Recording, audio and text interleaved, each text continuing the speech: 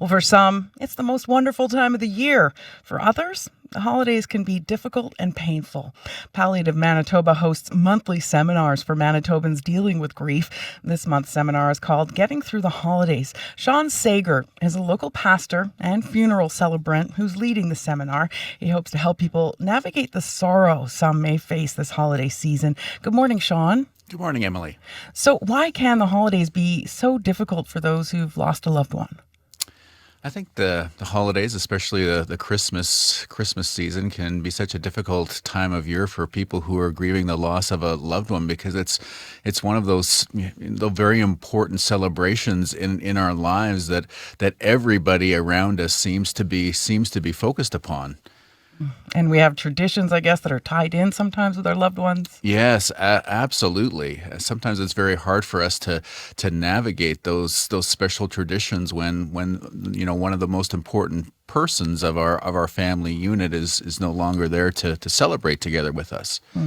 So what kind of emotions might be brought up for people who are mourning during the holidays? Yeah, that's a really good question. I think it's a mixture of emotions, right? I think that grief is many times can be quite complicated, right? Like, it's not just about sadness. There's also some joy as we think about some of the cherished memories that we have of our loved ones. And so, grief can include tears. It can also include some laughter as we think of some of those happy moments. But that's all kind of confusing for people to navigate, especially, they talk about that first year being challenging and being the most difficult, and I think that in part it's because we're navigating these seemingly conflicting emotions at times.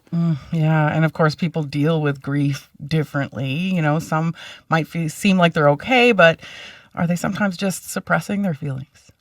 Yeah, absolutely. I think it's hard to navigate how one is feeling, and sometimes we don't necessarily feel the support from those around us. We feel like we have to meet other people's expectations when we are grieving.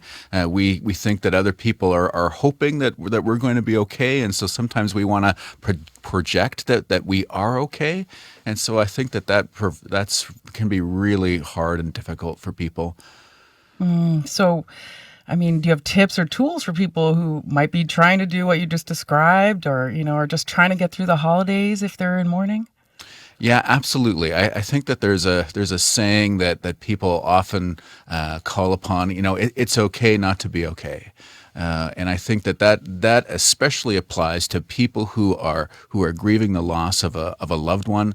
I think that don't feel like you have to meet other people's expectations about how they think that you should be doing.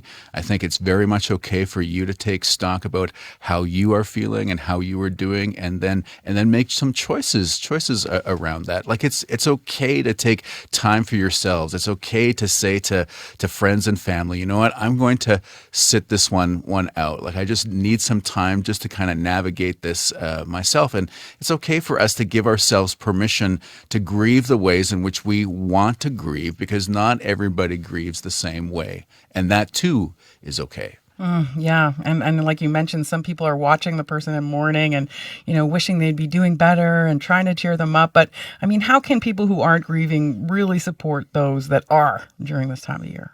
Yeah, I think it's very important for those of us who are helping, family or friends who are navigating the loss of a loved one to be sensitive and to ask some questions. I think that when we observe people who are grieving, we feel, oh, I don't want to ask them about the person that they're grieving the loss of, because that may set them off. No, I think the opposite is true. I think that we should take advantage of those moments to say, hey, like, how are you feeling right now? Like, talk to me about your loved one. Like, what is some of your cherished memories about your loved one at this time? And I've often been so surprised that when you ask somebody about their loved one, their face will often light up, because they're looking for an opportunity to talk about how their loved one has made a difference and an impact in their lives, and in the lives of others, especially around the special occasions of life.